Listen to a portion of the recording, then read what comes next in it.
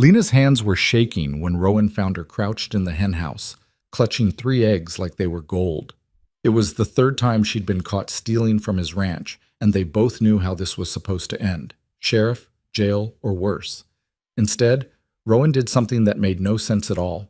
He offered her work. Not charity, not mercy, just a deal that would tie two broken strangers together on a ranch that had forgotten what hope looked like. What happened next changed everything, not just for them, but for a whole town that thought it knew who deserved a second chance. If you want to see how far a story like this can travel, hit that like button and drop a comment with your city.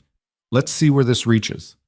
The fence post snapped under Lena's weight before she even touched the ground. She landed hard in the dirt, the wind knocked clean out of her chest, and for a second she just lay there staring up at the sky, waiting for her lungs to remember how to work. The air smelled like manure and dry grass and something else. Rot, maybe, from the wood that had given way beneath her. Above her, the stars were just starting to show through the purple wash of dusk. She rolled onto her side and coughed. Her ribs ached. Her hands were scraped raw from grabbing at the fence rail on the way down. And tucked against her stomach, wrapped in the folds of her skirt, were 3 eggs. Unbroken. She sat up slowly, brushing dirt from her face. The henhouse was behind her now, a crooked shadow against the barn. She'd made it over the fence, barely, but the real problem was the man standing 20 feet away, silent as a gravestone, watching her like he'd been there the whole time. Rowan Briggs didn't move, didn't shout, didn't reach for the rifle leaning against the porch rail behind him. He just stood there in his shirt sleeves, one hand resting on the post beside him, his face half hidden in the failing light. Lena's pulse hammered in her throat. She knew this man, not personally, but the way you know a landmark. Everybody in the valley knew Rowan Briggs. He'd built this ranch with his wife 20 years back, and when she died 5 winters ago, he'd let it fall apart around him. The fields had gone to seed, the barn roof sagged, the house looked like it was holding its breath, waiting for something to give. And now here she was, caught stealing from him for the 3rd time in 2 weeks. She pushed herself to her feet, slow and careful, like she was trying not to spook a horse. The eggs stayed tucked against her. She didn't say anything. There wasn't much to say that wouldn't sound like begging or lying, and she'd done enough of both to know they didn't help. Rowan tilted his head slightly, studying her. His face was hard to read, weathered and still, with lines carved deep around his mouth and eyes. He looked older than he probably was, tired in a way that went all the way down. "You're getting better at it," he said finally. His voice was low, rough from disuse. "Took you longer to fall this time." Lena's jaw tightened. She didn't know if he was mocking her or just stating a fact. Either way, it made her feel smaller than she already did. "I didn't take much," she said. Her voice came out thin, defensive. "Just enough to eat," Rowan finished. "I know." He stepped off the porch and walked toward her, slow and deliberate. Lena fought the urge to back up. She'd learned a long time ago that running only made things worse. But every instinct in her body was screaming at her to move, to put distance between herself and whatever judgment was coming. Rowan stopped a few feet away. Up close, she could see the dirt under his nails, the frayed cuffs of his shirt, the way his shoulders slumped like he was carrying something too heavy to set down. He didn't look angry. He didn't look anything. "You planning to keep doing this?" he asked. Lena swallowed. "I don't have a choice." "There's always a choice." "Not for me." Rowan was quiet for a moment, his eyes drifting past her to the broken fence, the henhouse, the darkening horizon beyond. When he looked back at her, something in his expression had shifted, softened maybe, though it was hard to tell. "How long since you ate something that wasn't stolen?" he asked. Lena's throat went tight. She didn't answer. Rowan exhaled through his nose, a sound that might have been a sigh or just the release of something he'd been holding too long. Then he turned and started walking back toward the house. "Come on," he said over his shoulder. Lena didn't move. "What?" "You heard me." "I'm not going to jail." Rowan stopped and glanced back at her, one eyebrow raised. "Who said anything about jail?" "Then what? You want to eat or not?" Lena stared at him, trying to figure out if this was a trap. But Rowan had already turned away again, climbing the porch steps with the slow, stiff gait of someone whose knees didn't work the way they used to. He pushed open the front door and disappeared inside, leaving it cracked behind him. For a long moment, Lena stood there in the dirt, clutching her stolen eggs, trying to decide if she was about to make the biggest mistake of her life. Then her stomach growled, sharp and insistent, and the decision made itself. She followed him inside. The house smelled like dust and old coffee and something faintly sweet that might have been pipe tobacco. The front room was small and dim, lit only by the last scraps of daylight coming through the windows. There was a table in the center cluttered with papers and tools and a half-empty bottle of whiskey. A wood stove squatted in the corner, cold and lifeless. The walls were bare except for a single photograph hanging crooked above the mantel, a woman with dark hair and a serious expression, standing beside a younger, less weathered version of Rowan. Lena hovered near the door, her fingers still curled protectively around the eggs. Rowan didn't look at her. He moved through the room like she wasn't there, lighting a lamp on the table, pulling a cast-iron skillet down from a hook on the wall. He set it on the stove and struck a match, feeding kindling into the firebox until flames caught and spread. "Sit," he said, nodding toward one of the chairs at the table. Lena didn't sit. "Why are you doing this?" Rowan straightened, the match still burning between his fingers. He blew it out and tossed it into the stove. "You asking because you don't trust me or because you don't trust yourself?" "Both." He almost smiled. "Almost." "Fair enough." He crossed to the table and held out his hand. Lena looked at it, confused, until she realized he was asking for the eggs. She hesitated, then unwrapped them from her skirt and handed them over one by one. Rowan inspected each one briefly, then carried them to the stove. "You can keep stealing from me," he said as he cracked the first egg into the skillet. "Or you can work for what you take. Your choice." Lena frowned. "Work? That's what I said." "Doing what?" Rowan gestured vaguely toward the door, the ranch beyond. "Look around. There's more broken than fixed out there. Fences, barn roof, garden. Hell, the whole place is falling apart. I can't keep up with it. Haven't been able to for years. So you want me to fix it? I want you to try." Lena crossed her arms, defensive. "I don't know anything about ranching." "You know how to work, don't you?" She didn't answer. Rowan flipped the eggs with a practiced flick of his wrist. "You've been climbing my fence 3 times in 2 weeks. That takes effort. Means you're not afraid of hard work. Means you're willing to take a risk for something you need." He glanced at her over his shoulder. "That's more than most people have in them." Lena's chest tightened. She wanted to argue, to tell him he didn't know anything about her, but the words wouldn't come. Because the truth was, he was right. She had been working, scraping, scheming, surviving, every single day for longer than she could remember. And she was tired. So tired. "What if I say no?" she asked quietly. Rowan slid the eggs onto a chipped plate and set it on the table in front of the empty chair. "Then you leave. I won't stop you, but I won't have you stealing from me again either. Next time, I call the sheriff." Lena stared at the plate. The eggs were cooked unevenly, one overdone, one still runny in the middle, but they looked better than anything she'd eaten in weeks, her stomach twisted with hunger and something else she couldn't name. "How long?" she asked. "Long as it takes." "That's not an answer." Rowan leaned against the edge of the table, arms crossed. "No, it's not. But it's the only one I've got." Lena met his eyes. They were gray, she realized. Gray and tired and holding something that looked almost like hope, buried so deep she wasn't sure he even knew it was there. She sat down, picked up the fork, and ate. The first morning, Lena woke up on the floor. Rowan had offered her the spare room, small, bare, nothing in it but a bed frame and a dusty mattress. But she'd refused. She wasn't ready to sleep somewhere that felt permanent, that felt like it might trick her into thinking she could stay. So she'd curled up on the floor near the wood stove, wrapped in a blanket Rowan had handed her without comment, and slept fitfully until the sun dragged her awake. When she came into the kitchen, Rowan was already up, standing at the counter with a cup of coffee in one hand and a piece of paper in the other. He glanced at her, nodded once, and went back to whatever he was reading. Lena poured herself coffee from the pot on the stove. It was bitter and strong, the kind that made your teeth ache. She drank it anyway. "You ever mend a fence before?" Rowan asked, without looking up. "No." "You know which end of a hammer to hold?" "I'm not stupid." "Didn't say you were." He folded the paper and set it aside. "I'm asking what you can do so I know where to start." Lena wrapped her hands around the coffee cup, letting the heat seep into her palms. "I can learn." "Good. Rowan drained his cup and set it in the basin. Grab your coat. We're starting with the fence you broke. The work was harder than Lena expected. Not because it was complicated. It wasn't. Mending a fence was mostly just labor, pulling out the rotten posts, digging new holes, hammering rails into place. But her hands weren't used to it. By midday, her palms were blistered and raw, her shoulders screaming from swinging the post hole digger.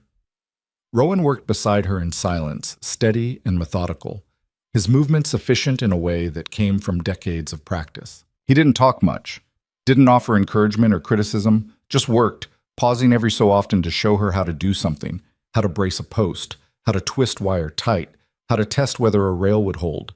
His instructions were brief, almost gruff, but clear.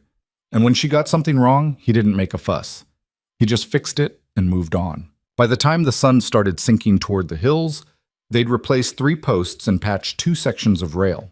It wasn't much, but it was something. Rowan straightened, rolling his shoulders, and surveyed their work with a critical eye.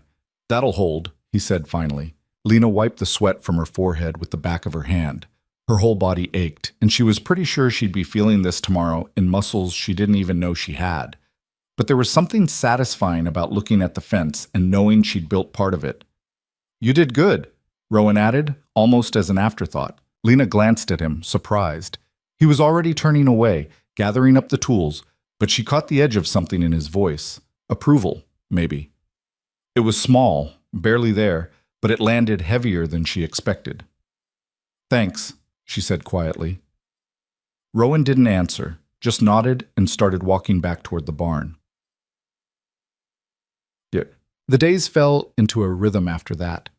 Up before dawn, coffee, work until the light started to fade, supper, usually something simple, potatoes or beans or whatever Rowan had on hand, then sleep, hard and dreamless, on the floor by the stove.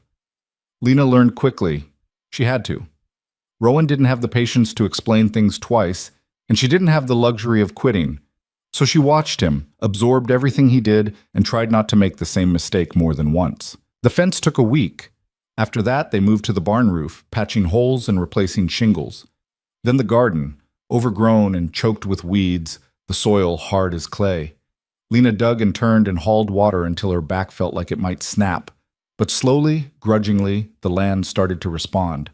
Green shoots pushed up through the dirt. The barn stopped leaking. The ranch began to look like something people cared about again. Rowan noticed.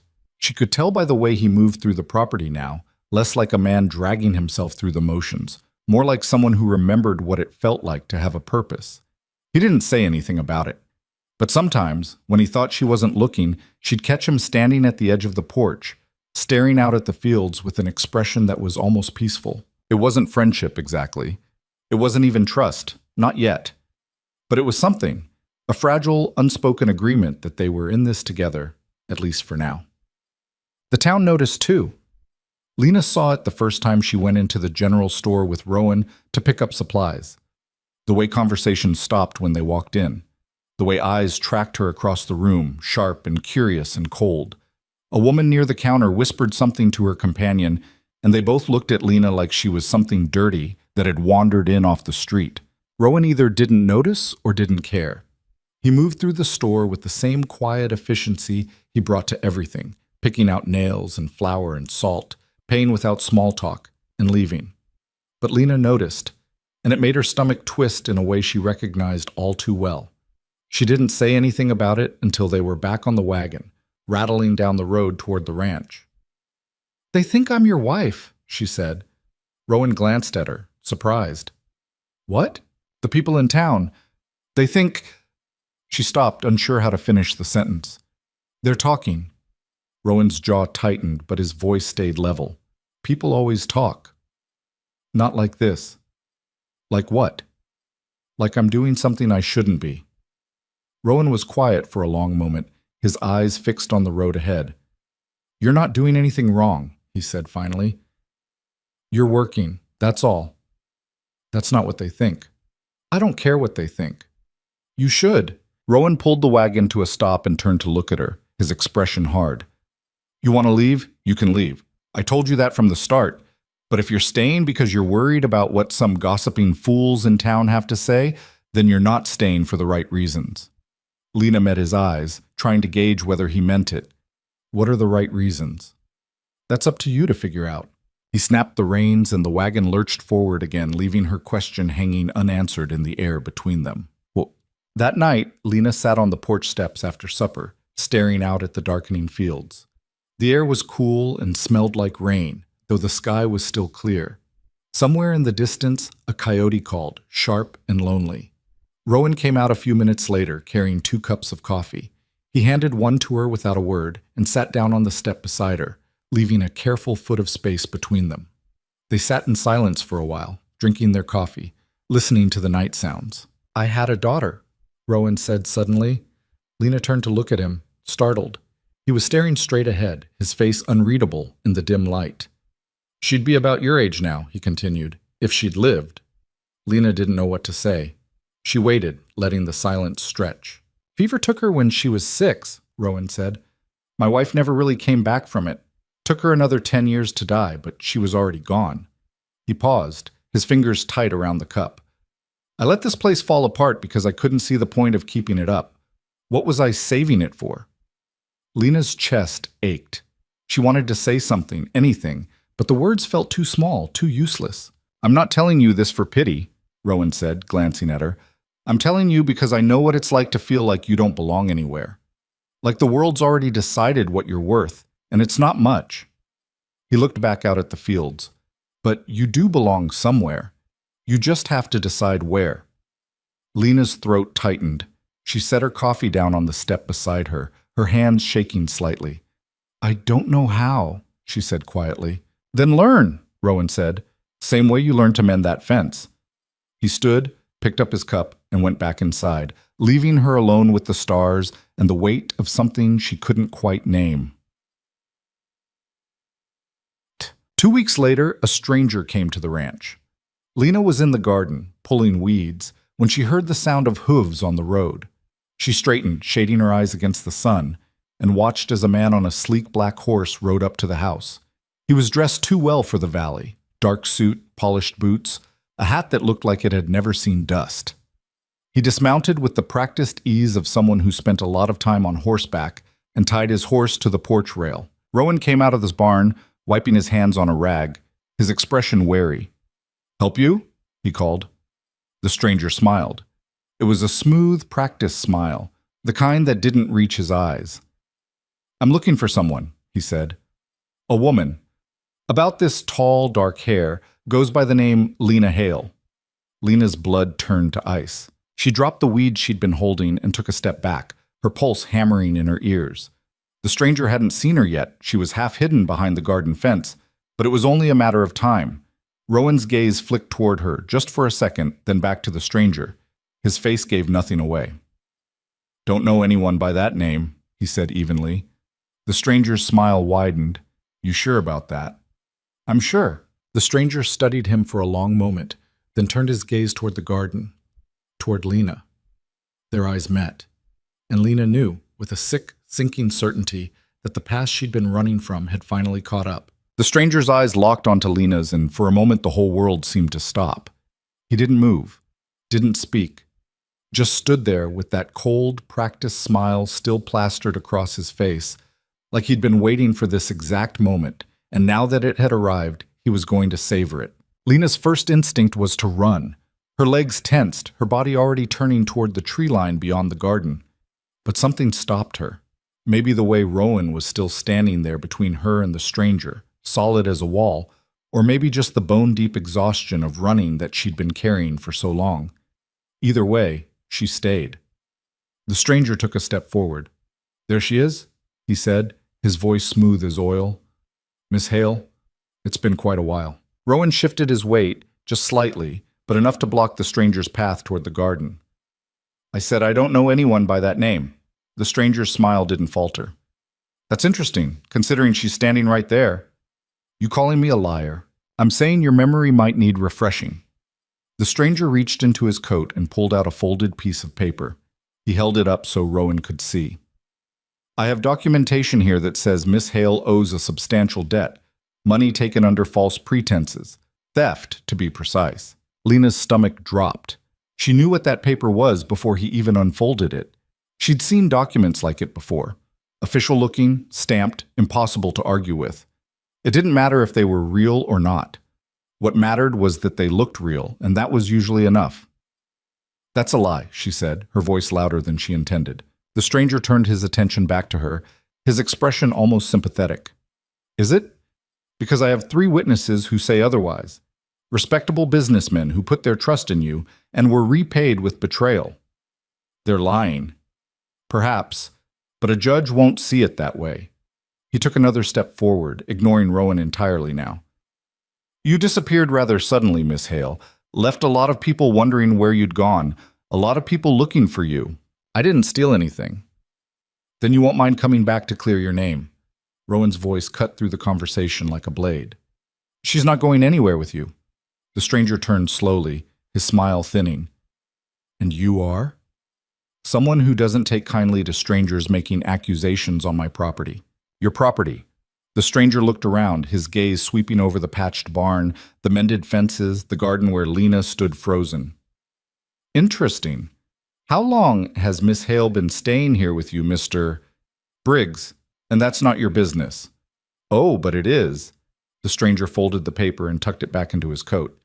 "You see, harboring a fugitive is a crime in itself. If you're knowingly sheltering someone wanted for theft—" "She's not wanted for anything," Rowan interrupted. "You've got a piece of paper that could say anything. Doesn't make it true. It makes it official." Official and true aren't always the same thing. The stranger's smile finally slipped, just for a second, and something colder showed through underneath. "You're making this more difficult than it needs to be, Mr. Briggs. I'm offering Miss Hale a chance to resolve this matter civilly. If she refuses, I'll have no choice but to involve the authorities." "Then involve them," Rowan said flatly. "Bring the sheriff out here. Let him see your paperwork. Let him hear her side." The stranger's jaw tightened. He hadn't expected resistance, Lena realized. He'd expected her to fold the moment he showed up, to run or beg or simply give in. And when that didn't work, he'd expected Rowan to hand her over rather than risk trouble. But Rowan wasn't budging. "You're making a mistake," the stranger said quietly. "Wouldn't be the first time."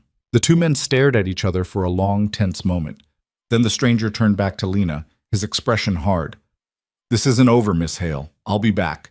And next time, I won't be asking nicely." He walked to his horse, untied the reins, and swung up into the saddle with practiced ease. He didn't look back, just turned the horse and rode off down the road, dust rising in his wake. Lena stood in the garden, her hands still shaking, watching until he disappeared over the hill.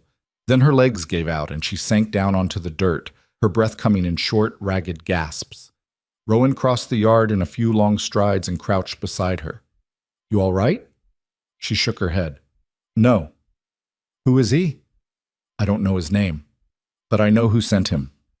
Rowan waited, his eyes steady on hers. Lena wrapped her arms around herself, trying to stop the shaking. "There was a man back east. I thought—" She stopped, swallowed hard. "I thought he cared about me. Turned out he was married, had a whole life I didn't know about. When I found out, I left. But before I did, I took some money, not much, just enough to get away." "That's what he's calling theft?" "That's what they'll call it in court, his word against mine. And he's got friends, connections, people who'll swear to whatever story he tells." Rowan's expression darkened. "So he sends someone to track you down?" "He's done it before. Every time I think I've gotten far enough, someone shows up. And every time you run—" Lena looked up at him, her eyes stinging. "What else am I supposed to do?" Rowan didn't answer right away. He stood up, brushed the dust off his knees, and stared out at the road where the stranger had disappeared. When he finally spoke, his voice was quiet but firm. "This time, you stay." "Yes." That night, Lena couldn't sleep. She lay on the floor by the stove, staring at the ceiling, replaying the encounter over and over in her mind. The stranger's voice, the paper in his coat, the way Rowan had stood between them like it was the most natural thing in the world. She didn't understand it. Didn't understand why he'd defended her, why he hadn't just handed her over and saved himself the trouble. It would have been easier, safer, smarter. But Rowan didn't seem interested in easy. She heard him moving around in the next room, footsteps, the creak of a chair, the rustle of papers. He was still awake too. After a while, she gave up on sleep and got up, wrapping the blanket around her shoulders. She padded into the kitchen and found Rowan sitting at the table, a lamp burning low beside him, surrounded by scattered documents and a pencil worn down to a nub. He looked up when she came in, but didn't say anything. "What are you doing?" Lena asked. "Thinking." "About what?" "About how to prove you're not a thief." Lena's chest tightened. She pulled out the chair across from him and sat down, tucking the blanket around herself. "You can't prove something that isn't true. Not when the people saying it have more money and power than you do." "Maybe, but I can try." "Why?" Rowan set down his pencil and looked at her, really looked at her, in a way that made her feel exposed and seen all at once. "Because you didn't steal from me. You worked. You earned what you took, and if someone's going to come onto my land and call you a liar, they'd better be damn sure they're telling the truth." Lena's throat went tight. "You don't owe me anything." "No, I don't." Rowan leaned back in his chair, his arms crossed. "But you don't owe them anything either, and I'm not about to let some slick-talking stranger drag you off based on a piece of paper and a story. What if he comes back with the sheriff? Then we deal with it."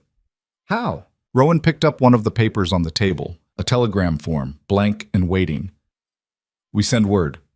Find out who this man really is, where he came from, who he's working for.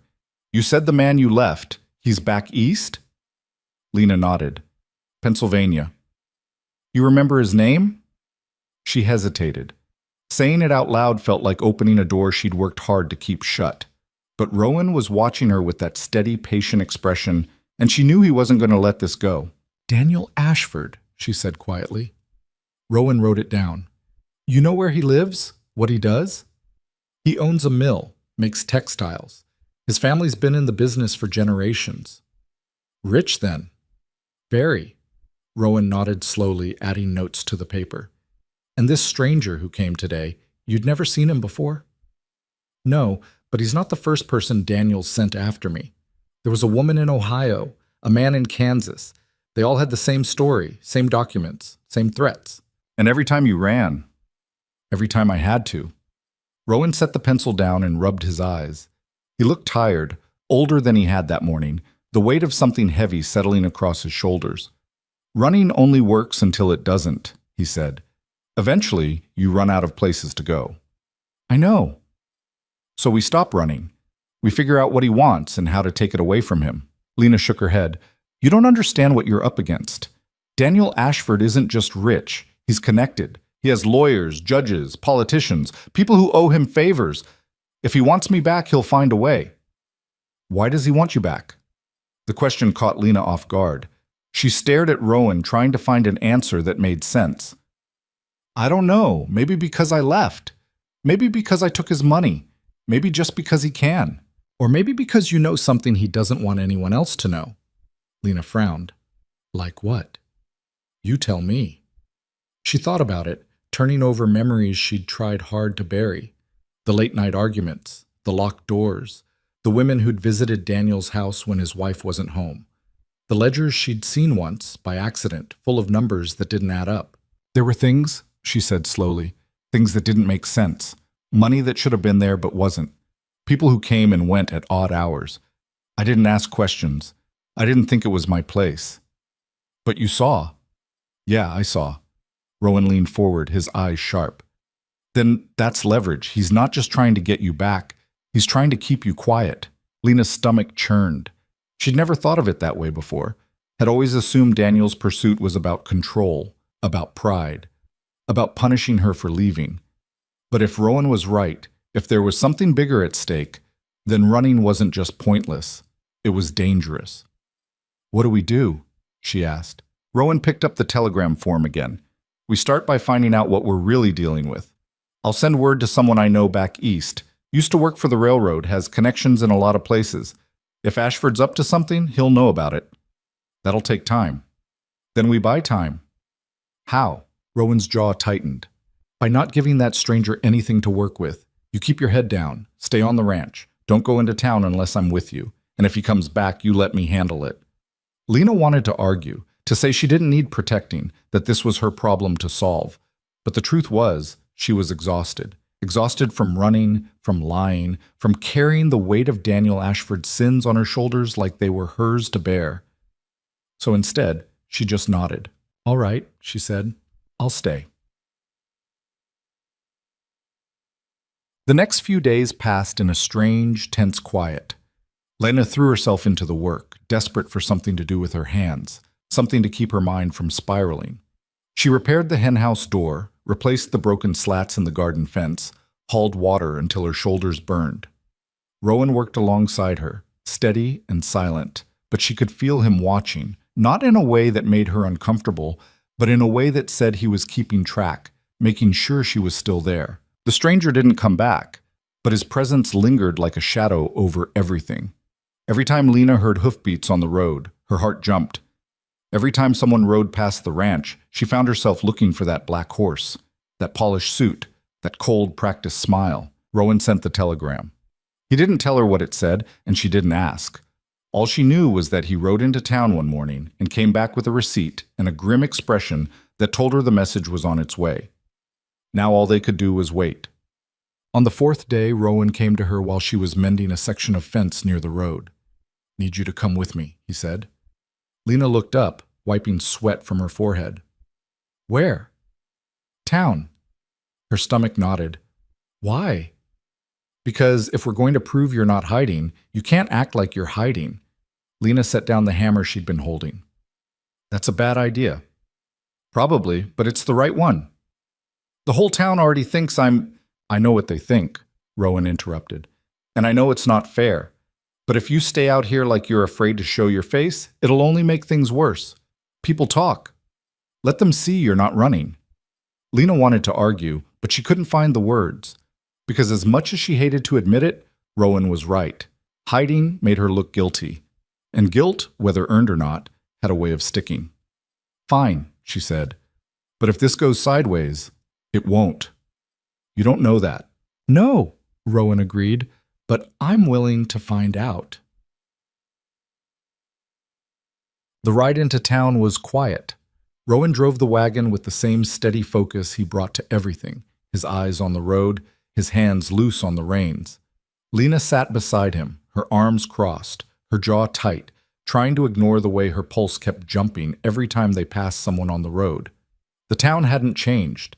Same dusty streets, same weathered storefronts, same clusters of people standing on corners, talking in low voices that stopped the moment Rowan's wagon rolled past. Lena felt their eyes on her like a weight. She kept her gaze straight ahead, her chin up, refusing to give them the satisfaction of seeing her flinch. Rowan pulled the wagon to a stop in front of the general store and climbed down. He tied the horses, then turned to offer Lena a hand.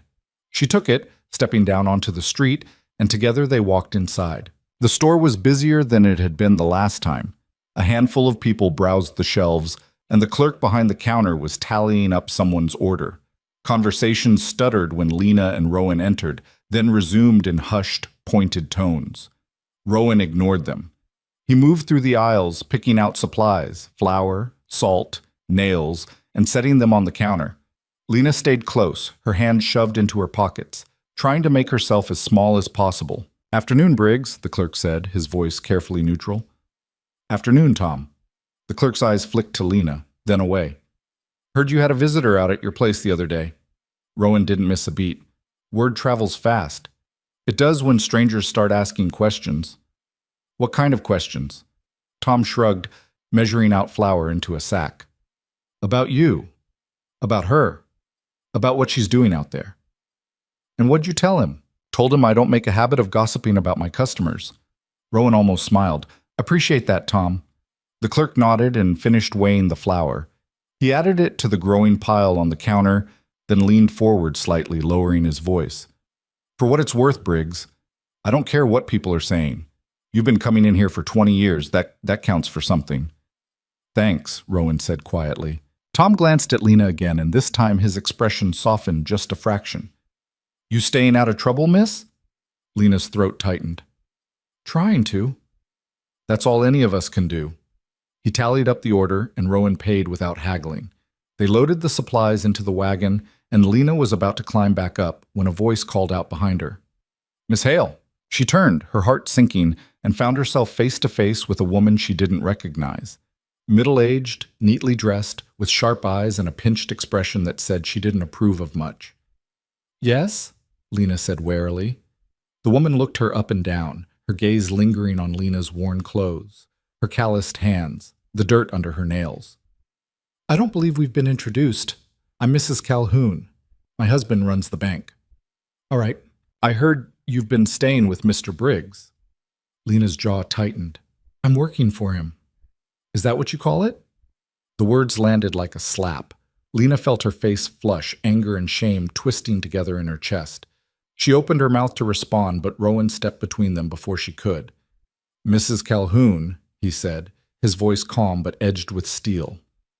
"Miss Hale is my employee. If you've got a problem with that, you can take it up with me." Mrs. Calhoun's expression didn't change. "I'm simply concerned for your reputation, Mr. Briggs. A man of your standing, allowing an unmarried woman to live under your roof. It doesn't look proper." "What looks proper and what is proper aren't always the same thing."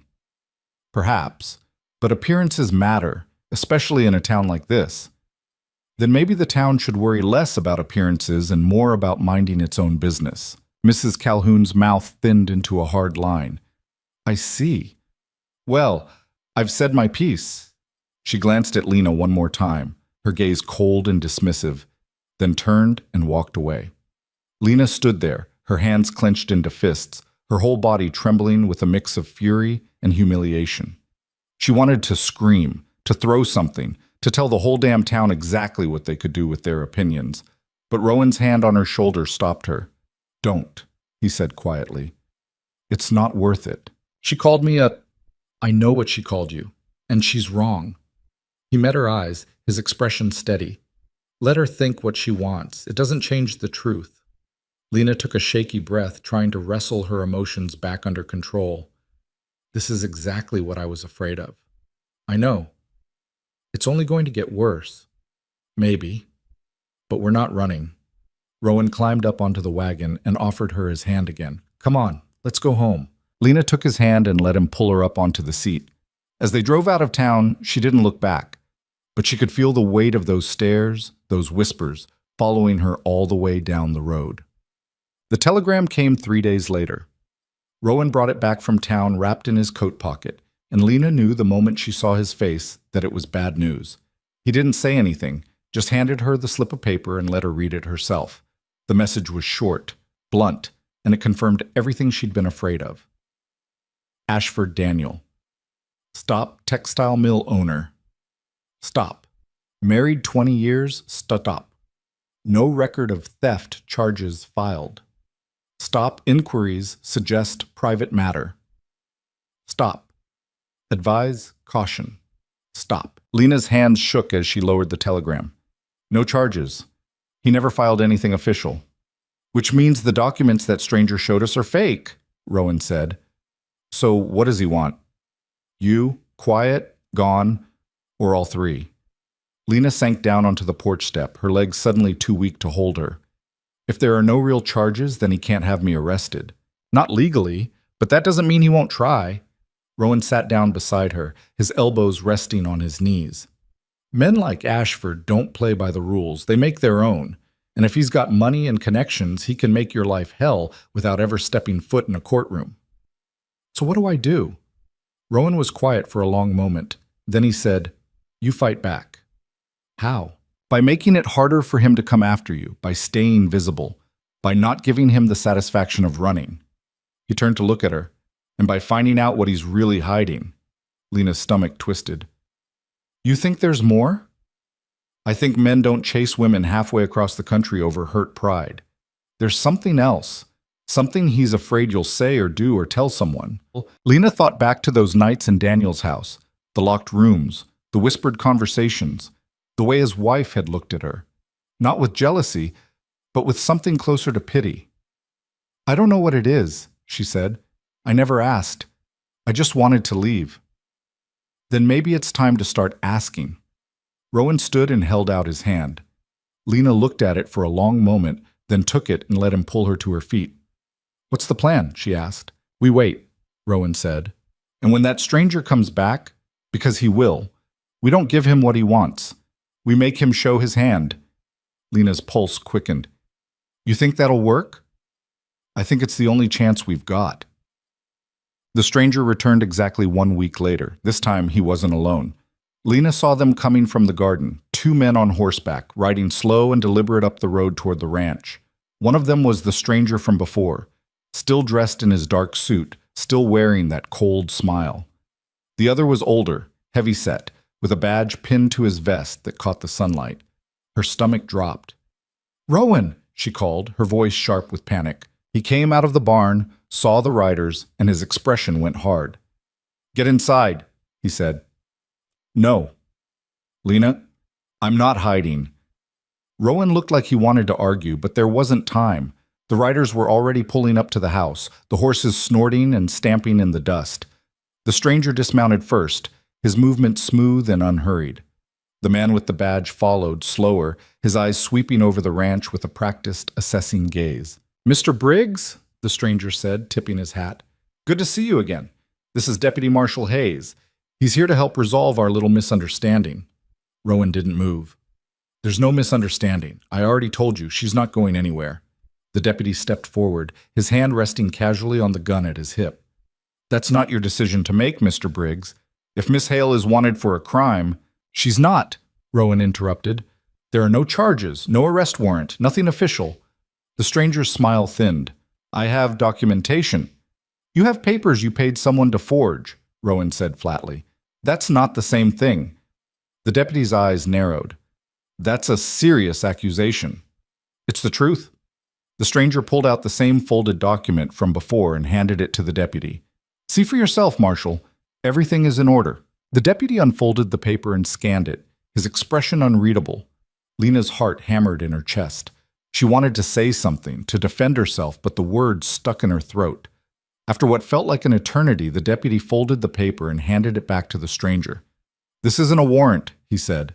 "It's a civil claim." The stranger's smile faltered. "Yes, but—" "Which means it's not my jurisdiction. If Mr. Ashford wants restitution, he'll need to file a proper suit in court." "He will," the stranger said quickly. "But in the meantime, Miss Hale's presence here is legal," the deputy finished. "As far as I can tell, she's not breaking any laws. And unless Mr. Briggs here wants to press charges for trespassing, there's nothing for me to do." The stranger's face darkened. "She's a fugitive. From what? A civil dispute?" The deputy shook his head. "I don't have time for this. If Ashford wants to pursue this, tell him to get a lawyer." He turned to Rowan and touched the brim of his hat. "Sorry for the trouble, Mr. Briggs." Then he mounted his horse and rode off, leaving the stranger standing alone in the yard, his polished veneer finally cracking. For a moment, no one spoke. No one. Then the stranger turned to Lena, his eyes cold and hard. "This isn't over," he said quietly. "Ashford doesn't give up, and neither do I." "Then you're both wasting your time," Rowan said. The stranger's jaw tightened. He climbed back onto his horse, jerked the reins, and rode off without another word. Lena watched him go, her whole body shaking with adrenaline and relief and something else she couldn't name. Rowan stood beside her, solid and steady, his eyes on the horizon. "You all right?" he asked. Lena nodded, though she wasn't sure it was true. "Yeah, I think so." "Good." Rowan turned and started walking back toward the barn. "Because this is just the beginning." Lena didn't sleep that night. She lay on the floor by the stove, staring at the ceiling beams, replaying the deputy's words over and over. Civil claim. Not my jurisdiction. Legal. The stranger's face when he realized his bluff had been called. The way Rowan had stood there, immovable, like he'd been carved from the same stone as the mountains. But Rowan's final words were what kept circling back, sharp and unavoidable. This is just the beginning. She knew he was right. Men like Daniel Ashford didn't stop because a deputy marshal told them no. They found other ways, other angles, other people to pressure until they got what they wanted. Around 3 a.m, she gave up on sleep entirely and went outside. The night air was cool and smelled like sage and dirt. The stars were out in full force, scattered across the sky like someone had spilled salt. She sat on the porch steps and pulled her knees up to her chest, trying to think through what came next. The door creaked open behind her. Rowan stepped out, a blanket draped over one arm, and sat down beside her without asking. He handed her the blanket. Couldn't sleep either? She asked. Not much point in trying. They sat in silence for a while, listening to the night sounds, crickets, the distant yip of a coyote, the wind moving through the trees. Thank you, Lena said finally, for what you did today, for standing up to them. Rowan shrugged. Didn't do it for thanks. I know, but I'm giving it anyway. He glanced at her, his expression hard to read in the darkness. You really don't know what Ashford's hiding. I told you. I saw things, heard things, but I never put the pieces together.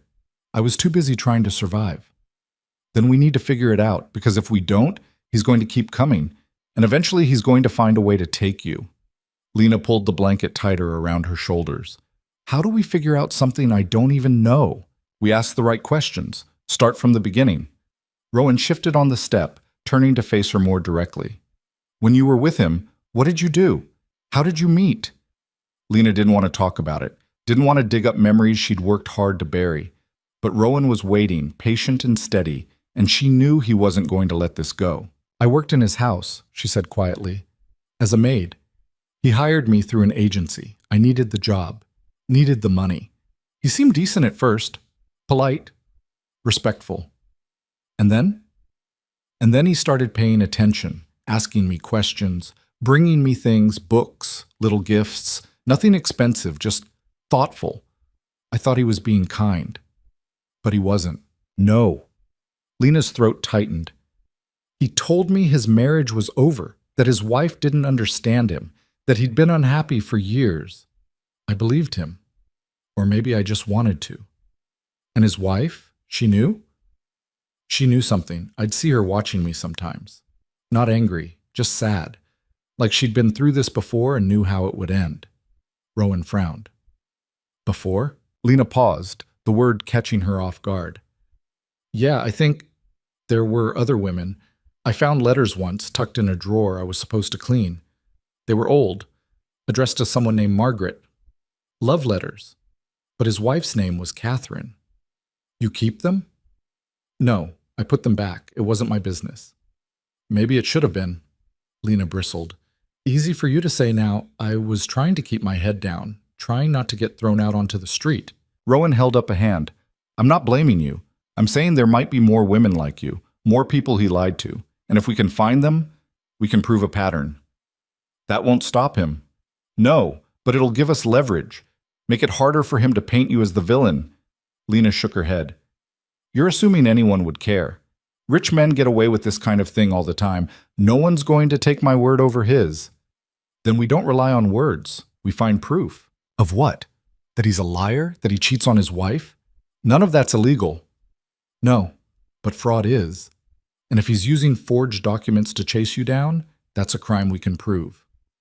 Lena turned that over in her mind. It made sense in a cold, practical way, but it also felt impossible. How do we prove the documents are fake?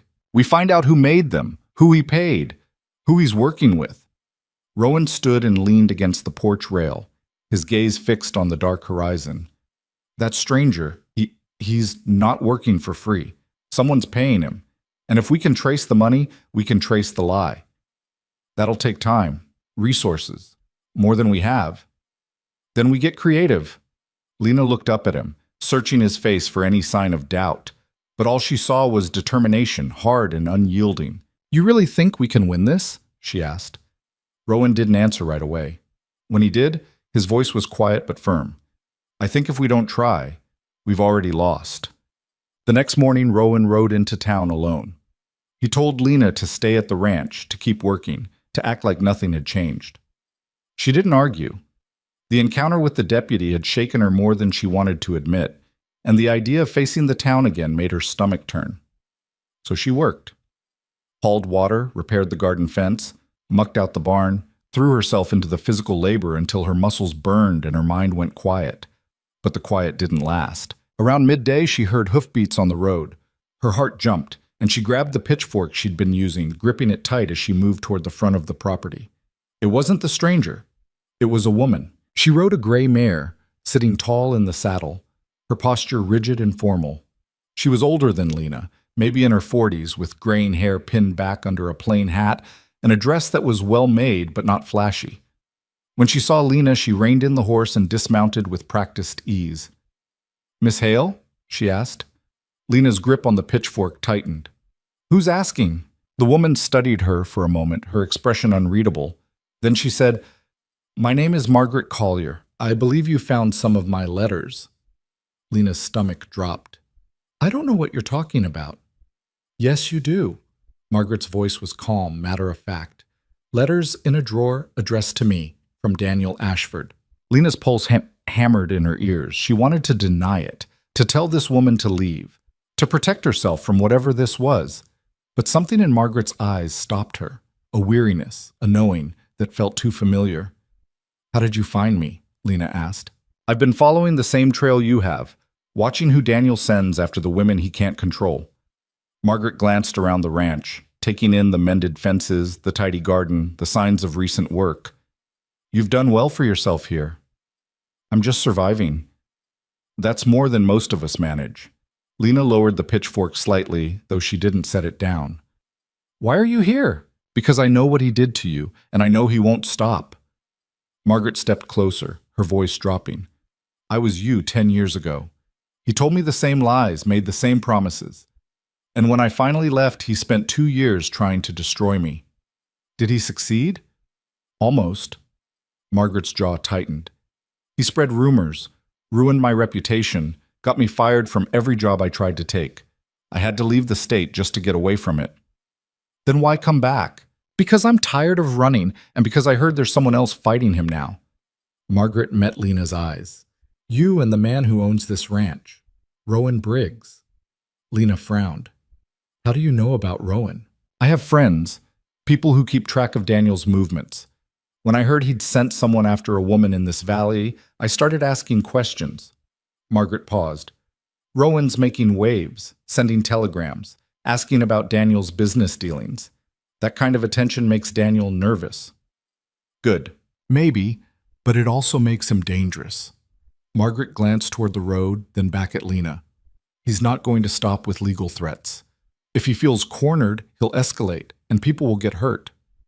Lena's chest tightened. "What do you want me to do?" "I want you to let me help. I have information, names, dates, records, things I've been collecting for years, waiting for the right moment to use them." Margaret reached into her saddlebag and pulled out a leather-bound journal. "Daniel Ashford isn't just a textile mill owner. He's been laundering money through his business for years, taking payments from people who don't want their transactions traced. I couldn't prove it alone. But if we work together, we could take him down," Lena finished, "or at least make it too costly for him to keep chasing you." Lena stared at the journal, her mind racing. This was more than she'd expected, more than she'd hoped for. But it was also terrifying, because if they went after Daniel with this kind of information, he wouldn't just send another stranger with fake papers. He'd come with everything he had. "I need to talk to Rowan," Lena said. Margaret nodded. "I'll wait." Rowan returned an hour later, his saddlebags loaded with supplies and a stack of new telegrams tucked into his coat. He saw Margaret's horse tied to the porch rail, and his expression went guarded. "Who's this?" he asked as he dismounted. "Margaret Collier," Lena said. "She was involved with Daniel Ashford before me." Rowan's eyes sharpened.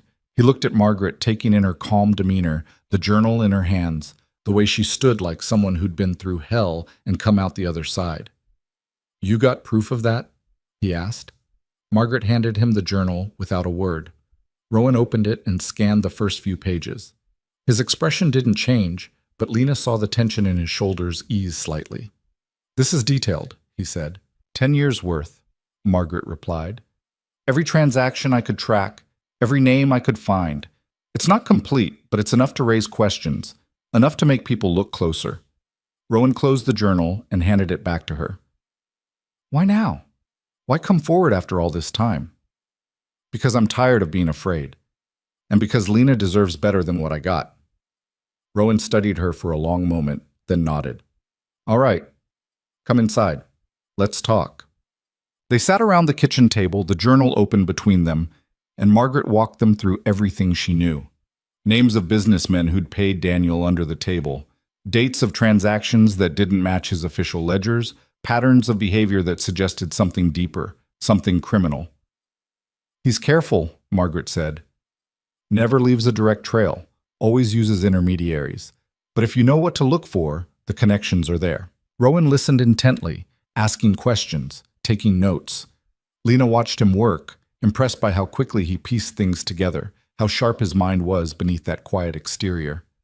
"This is good," Rowan said finally, "but it's not enough. We need someone official to look at this, someone who can investigate without Daniel shutting them down." "Who?" Lena asked. "There's a federal marshal I know. Used to work these territories before he moved east. Honest man. Doesn't take bribes." Rowan tapped the journal. "If I can get this to him, along with testimony from both of you, he might be willing to dig deeper." Margaret shook her head. "Daniel has friends in high places. Even an honest marshal can be pressured." "Then we make it too public to ignore. Get the story to a newspaper. Let people see what he's doing." "That's risky," Lena said. "If it backfires, it won't." "You don't know that." Rowan met her eyes, his expression steady. "No, I don't. But doing nothing is riskier." Margaret leaned back in her chair, her arms crossed. "If we're going to do this, we need to move fast. Daniel's already escalating. The longer we wait, the more time he has to cover his tracks." "Agreed." Rowan stood and walked to the window, looking out at the fading light. "I'll send another telegram tonight. Set up a meeting with the marshal. In the meantime, you both stay here. Don't go anywhere alone. Don't talk to anyone you don't trust." "And what about you?" Lena asked. "I'll be fine." That's not an answer. Rowan turned back to her, and for a moment something passed between them. An understanding, a shared weight, a recognition that they were in this together now, for better or worse. "I'll be careful," he said. "That's the best I can promise." That night, after Margaret had settled into the spare room and Rowan had ridden back to town to send the telegram, Lena sat alone on the porch trying to process everything that had happened. Margaret's arrival had changed things. What had started as a desperate attempt to stay one step ahead of Daniel Ashford was now something bigger, something with the potential to actually hurt him. But it also meant the stakes were higher, the risks greater. She heard footsteps behind her and turned to see Margaret stepping out onto the porch, a shawl wrapped around her shoulders. "Mind if I join you?" Margaret asked. "It's your porch as much as mine now." Margaret smiled faintly and sat down on the step beside her. They sat in silence for a while, both of them staring out at the dark fields, the distant mountains silhouetted against the night sky. "He's a good man," Margaret said finally. "Rowan." "Yeah, he is." "You trust him?" Lena thought about it. Trust wasn't something she gave easily anymore. But Rowan had earned it, piece by piece, through every quiet act of decency, every moment he'd chosen to stand beside her instead of walking away. "Yeah," she said. "I do." Margaret nodded. "Good. You're going to need that. What we're about to do, it's going to get ugly. Daniel doesn't lose gracefully." "I know. Do you?" Margaret turned to look at her, her expression serious. "Because I've seen what he does to people who cross him. He doesn't just ruin their reputations, he destroys them, takes everything they care about and burns it to the ground." Lena's stomach twisted. "Are you trying to scare me?" "I'm trying to prepare you. There's a difference." "Then prepare yourself too, because I'm not backing down." Margaret's expression softened. "I can see that. You're stronger than I was." "I don't feel strong." "You wouldn't be here if you weren't." They fell silent again, and Lena found herself thinking about all the women who'd come before her, all the people Daniel Ashford had hurt, discarded, silenced. How many were there? How many had he gotten away with? "Do you think we can really stop him?" Lena asked. Margaret didn't answer right away. When she did, her voice was quiet but firm. "I think we can make him wish he'd never started." Rowan came back late, long after both women had gone to bed. Lena heard him moving around in the kitchen, the creak of the floorboards, the sound of him stoking the fire. She got up and found him sitting at the table, a cup of coffee in his hands, staring at nothing. "Did you send it?" she asked. He nodded. "Marshall's based in Denver now. If he gets the message, he should respond within a few days. And if he doesn't, then we find another way." Lena pulled out a chair and sat down across from him. "Margaret says this is going to get worse before it gets better." "She's probably right." "You still think it's worth it?" Rowan looked at her, his gray eyes tired but clear. You asking if I think you're worth it? Lena's throat tightened. I'm asking if you think any of this matters. If standing up to someone like Daniel Ashford actually changes anything. Rowan set down his cup and leaned forward, his elbows on the table. I think it matters to you, and that's enough. That's not an answer. Yes, it is. He held her gaze. You matter, Lena. What happened to you matters, and if I can do something about it, even something small, then yeah, it's worth it. Lena felt tears prick at the corners of her eyes. She blinked them back, refusing to let them fall. I don't know how to repay you for this. Don't want you to. Rowan, I mean it. His voice was firm. You don't owe me anything. You've worked harder than anyone I've ever known. You've earned your place here. The rest, this fight, this mess, we're in it together. That's what people do when they give a damn about each other. Lena stared at him, her chest tight with something she couldn't name. Gratitude, maybe. Or something deeper, something that scared her almost as much as Daniel Ashford did. Thank you, she said quietly. Rowan nodded and stood, picking up his cup. Get some sleep. Tomorrow's going to be a long day. The stranger came back 2 days later, and this time he wasn't alone. Lena was in the barn when she heard the horses, 3 of them, moving fast up the road. She dropped the bucket she'd been carrying and ran to the door, her heart pounding. Rowan was already outside, standing in the yard with his rifle in his hands. Margaret stood on the porch, her expression tense. The riders pulled up in a cloud of dust. The stranger was in front, flanked by 2 rough-looking men Lena didn't recognize. They weren't law. They weren't official. They were hired muscle, plain and simple. Mr. Briggs, the stranger said, his voice cold, I believe we need to have another conversation. Already told you everything I'm going to say, Rowan replied. His grip on the rifle was loose, but his stance was ready. Then perhaps you'll listen instead. The stranger dismounted, his movements slow and deliberate. Mr. Ashford is prepared to make a very generous offer. He's willing to compensate Miss Hale for any inconvenience she may have experienced. In exchange, she returns with me, quietly, no fuss, no legal complications. Not interested, Lena said, stepping out of the barn. The stranger's eyes flicked to her, then back to Rowan. I wasn't speaking to you, Miss Hale. This is a business matter between men. She's standing right there, Rowan said. If you've got something to say it to her. The stranger's jaw tightened. Very well. Miss Hale, Mr. Ashford is offering you $10,000, cash, in exchange for your silence and your cooperation. Lena's breath caught.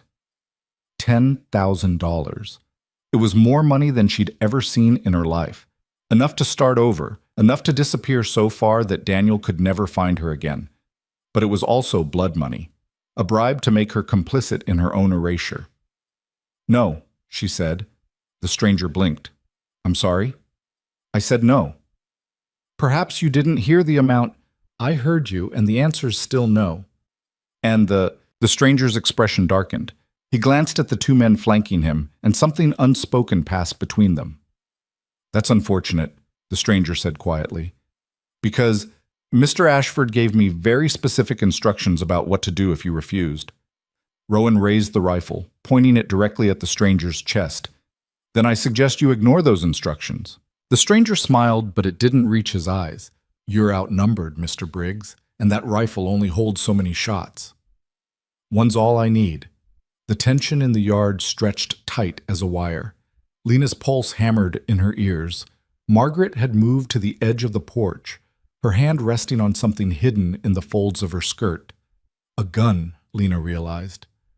For a long, breathless moment, no one moved. Then, from the road behind them, a voice called out, That's far enough. Everyone turned. A man on horseback was riding toward them, older, gray-haired, with a marshal's badge pinned to his chest and a rifle resting across his saddle. The stranger's face went pale. The marshal reined in his horse and surveyed the scene, his expression hard. Somebody want to tell me what's going on here? Rowan didn't lower his rifle. These men are trespassing, making threats. That true? The marshal asked, looking at the stranger. The stranger straightened, trying to recover his composure. This is a private matter, Marshal, a civil dispute. Doesn't look civil to me. The marshal dismounted and walked forward, his hand resting on his sidearm. Looks like 3 armed men trying to intimidate a woman. That's a crime in my jurisdiction.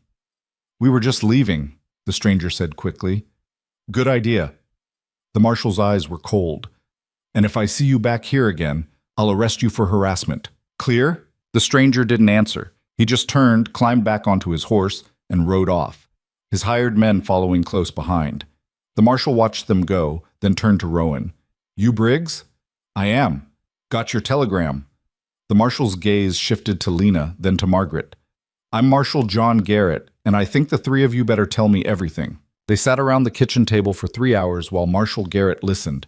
He didn't interrupt much, just let them talk, taking notes in a small leather-bound notebook, his face giving nothing away. Every so often he'd ask a question, sharp, specific, the kind that told Lena he'd been doing this work long enough to know when someone was lying. Margaret went first, laying out her history with Daniel Ashford in clinical detail. The promises he'd made, the lies he'd told, the way he'd systematically destroyed her life when she tried to leave. She showed Garrett the journal, walking him through each entry, each name, each transaction that didn't add up. Then Lena told her story. It was harder than she expected. Saying it all out loud in front of Rowan and Margaret and this stranger with a badge made it feel more real somehow, more shameful. But Garrett's expression never changed. He just listened, nodded, and wrote. When she was done, Rowan spoke. He told Garrett about the stranger's visits, the forged documents, the threats. He handed over the telegrams he'd received, the receipts, everything he'd been collecting as evidence. Garrett reviewed it all methodically, flipping through pages, cross-referencing dates. Finally, he set down his pencil and leaned back in his chair. This is good work, he said, looking at Rowan. Better than what most lawyers would put together. So you believe us? Lena asked. I believe you've got a pattern here. Multiple women, multiple incidents, documents that don't hold up under scrutiny. Garrett tapped the journal. And this is the kind of thing that gets federal attention. Money laundering, fraud, potentially racketeering. If even half of what's in here checks out, Ashford's looking at serious charges. If, Margaret said. That's a big word. It is. Because right now this is all circumstantial. Good circumstantial evidence, but still not enough to bring charges. Garrett looked between the 3 of them. I need more. I need witnesses willing to testify. I need documentation from Ashford's business that proves the transactions in this journal actually happened, and I need to know who else is involved. That stranger, Lena said, the one you just ran off. He's working for Daniel. If you can find out who he is, already on it, got a description. I'll send word to the marshals in Pennsylvania, see if anyone recognizes him. Garrett closed his notebook. But that's going to take time, and in the meantime, Ashford knows you're making noise, which means he's going to get more aggressive. He already offered me $10,000 to disappear, Lena said. Garrett's eyebrows went up. That's a lot of money to keep someone quiet. That's what I thought, which means he's scared. Garrett stood and walked to the window, looking out at the ranch. Men like Ashford don't scare easy. Whatever he's hiding, it's big enough that he's willing to throw serious cash at the problem. That works in our favor. How? Rowan asked. Because scared men make mistakes. They overreach. They trust the wrong people. They leave trails they wouldn't normally leave. Garrett turned back to them. I'm going to dig into Ashford's business. Talk to people who've worked for him. Find out if there are other women, other victims. But I need you 3 to stay put and stay visible. Don't give him any reason to think you're running. And if he sends more men, Margaret asked, you defend yourselves. You've got every right to protect your property. Garrett glanced at Rowan's rifle, still leaning against the wall near the door. But you call me first. Don't do anything that'll give Ashford ammunition to use against you. Rowan nodded. Understood. Garrett pulled a card from his pocket and handed it to Lena. Telegraph office in town knows how to reach me. Anything happens. Anything. You send word immediately. I'll be back through here in 2 weeks to check on you. Before then, if I find something worth sharing. Thank you, Lena said quietly. Garrett studied her for a moment, his expression softening just slightly. You did the right thing, Miss Hale. Standing your ground. A lot of people wouldn't have. I didn't have a choice. Everyone's got a choice. You made the hard one.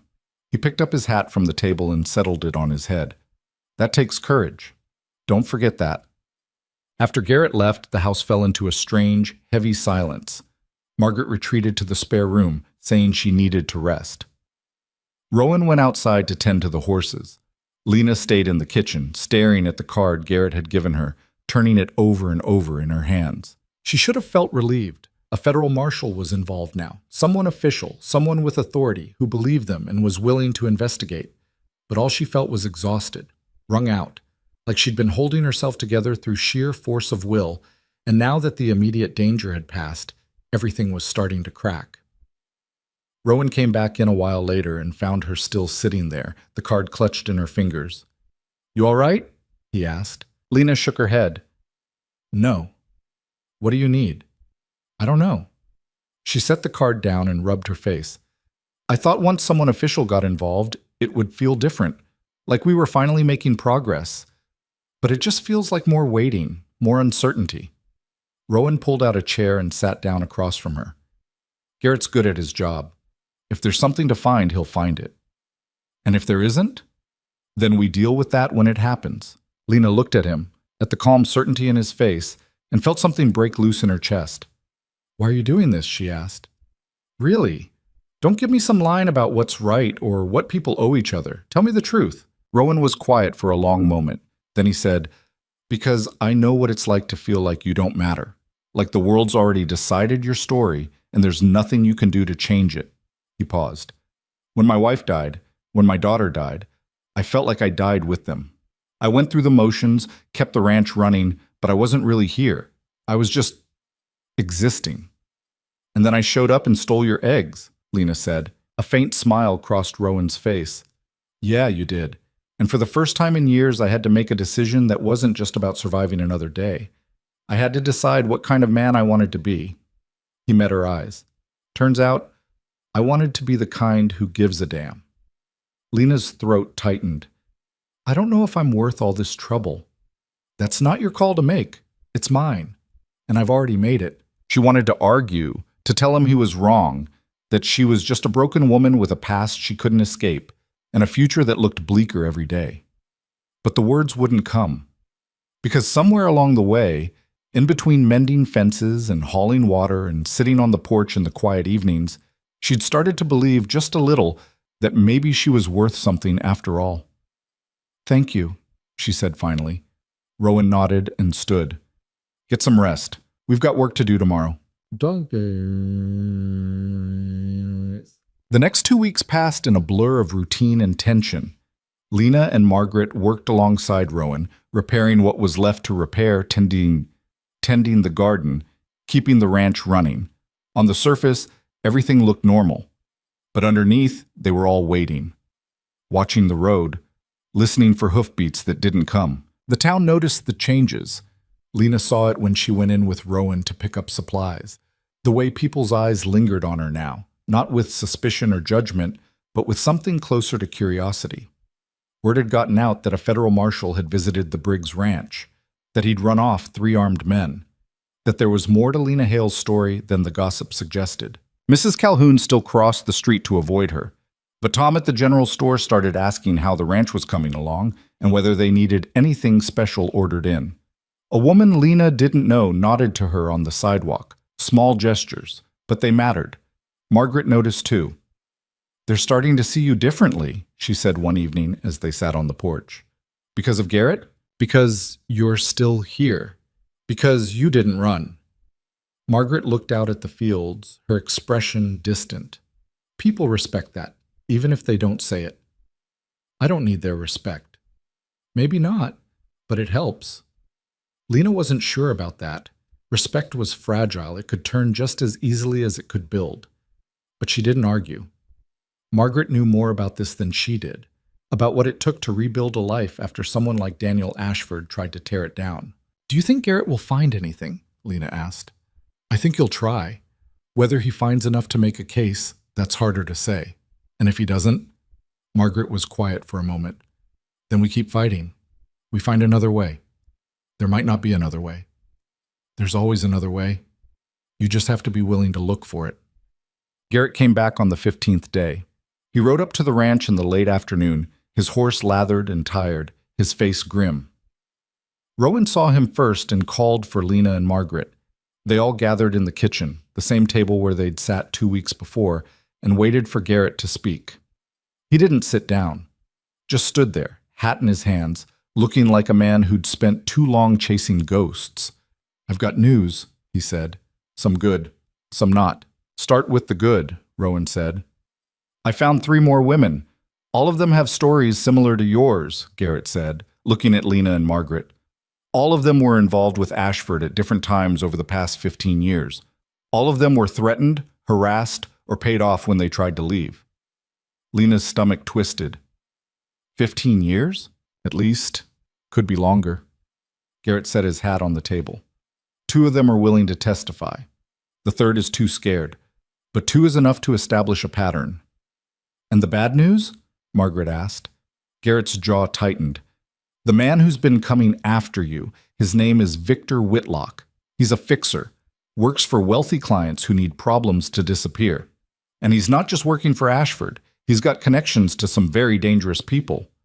"How dangerous?" Rowan asked. "The kind who don't ask questions before they act." Garrett looked at Lena. "Whitlock's already been making inquiries about you in other towns, trying to dig up anything he can use. He's also been spreading rumors, saying you're a con artist, a thief, that you seduce wealthy men and then extort them." Lena's face flushed. "That's a lie." "I know, but lies spread faster than truth, and Whitlock's good at what he does." "So what do we do?" Rowan asked. "We move fast. I've got enough now to bring this to a federal prosecutor. The laundering, the fraud, the pattern of abuse. It's all there, but it's going to take time to build the case. And in the meantime, Ashford's going to keep pushing." "Let him push," Margaret said. "We're not going anywhere." Garrett looked at her, then at Lena, then at Rowan. "I need you to understand something. If we go forward with this, it's going to get ugly. Ashford will fight. He'll use every connection he has to discredit you, to bury the evidence, to make you out to be the villains. Are you ready for that?" Lena thought about it. Thought about what Daniel had taken from her dignity, her peace, her ability to trust. Thought about the other women who'd come before her, who'd been too scared or too broken to fight back. Thought about what it would mean to finally stand up and say no. "Yeah," she said, "I'm ready." Garrett nodded. "Then we do this right. I'll file the initial complaint with the prosecutor's office tomorrow. Once that's done, there's no going back." "Good," Lena said. "I don't want to go back." That night, Lena couldn't settle. She paced the kitchen, then the porch, then finally gave up and walked out into the fields. The moon was up, full and bright, casting long shadows across the ground. The air smelled like rain, though the sky was still clear. She heard footsteps behind her and turned to see Rowan approaching, his hands shoved into his pockets. "Couldn't sleep either?" she asked. "Figured you might want company." They walked together in silence for a while, following the fence line toward the edge of the property.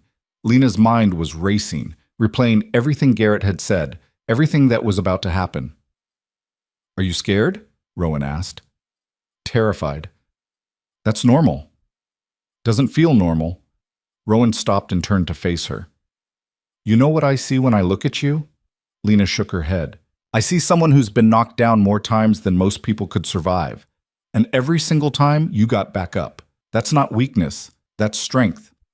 "It doesn't feel like strength. It feels like stubbornness." "Sometimes they're the same thing." Lena looked at him, at the way the moonlight caught the gray in his hair, the lines around his eyes, the steady, unshakable calm that seemed to radiate from him. "What if we lose?" she asked quietly. "Then we lose. But at least we'll have tried." "That's not very comforting." "No, but it's honest." Rowan reached out and took her hand, his grip warm and solid. "Whatever happens, you're not alone in this. You understand that?" Lena's eyes stung.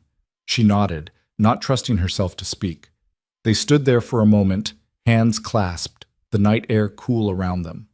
Then Rowan let go and started walking back toward the house. "Come on," he said. "We've got a long day tomorrow." The telegram came 3 days later. Rowan brought it back from town, his face pale, his hands shaking slightly as he handed it to Lena. She unfolded it and read. "Federal complaint filed. Stop, Ashford notified. Stop. Expect response soon. Stop." Garrett. Lena looked up at Rowan. He knows. Yeah. What do we do now? We wait and we stay ready. But waiting turned out to be harder than either of them expected. Because that night, just after midnight, Lena woke to the smell of smoke. She bolted upright, her heart hammering, and saw the orange glow flickering through the window. She ran to the door and threw it open, and her stomach dropped. The barn was on fire. Flames licked up the sides, crawling across the roof, sending sparks spiraling into the night sky. Rowan was already outside, running toward the blaze with a bucket in his hands. Margaret appeared beside Lena, her face pale. "We need water," Rowan shouted. They worked frantically, hauling bucket after bucket from the well, throwing water onto the flames, but it wasn't enough. The fire was spreading too fast, too hot. The horses screamed inside and Rowan ran toward the barn door. "Rowan, don't!" Lena screamed, but he was already inside, disappearing into the smoke. Lena's heart stopped. She dropped her bucket and ran after him, Margaret grabbing her arm and pulling her back. "Let me go," Lena shouted. "You'll die in there." "So will he." A moment later, Rowan emerged, leading two terrified horses by their reins, his face blackened with soot, coughing violently. He handed the reins to Margaret and went back in. "Rowan, no!" Lena yelled. But he didn't listen. He disappeared into the flames again, and Lena felt her chest constrict with fear so sharp it was like a knife. She couldn't breathe, couldn't think. All she could see was the fire, the smoke, the barn collapsing in on itself. And then Rowan was there again, dragging the last horse out, his shirt singed, his hands burned. He stumbled and fell to his knees, gasping for air. Lena ran to him, dropping beside him, her hands on his face. "Are you insane?" "Couldn't let them burn," he rasped. "You could have died." "But I didn't." The barn groaned behind them, and a section of the roof collapsed inward, sending up a shower of sparks. They scrambled back, watching helplessly as the structure burned, everything inside it lost. When the flames finally died down to smoldering embers, Lena stood in the yard, staring at the wreckage. The barn was gone, completely destroyed, and she knew, with cold certainty, that this wasn't an accident. Rowan stood beside her, his hands wrapped in cloth where Margaret had bandaged the burns. His face was hard, his jaw tight. "This was Whitlock," he said. "You don't know that." "I know, and so do you." Lena's hands clenched into fists. "What do we do?" "We prove it, and then we make sure he pays for it." Garrett arrived the next morning, riding hard, his face grim when he saw the burned-out shell of the barn. "Anyone hurt?" he asked.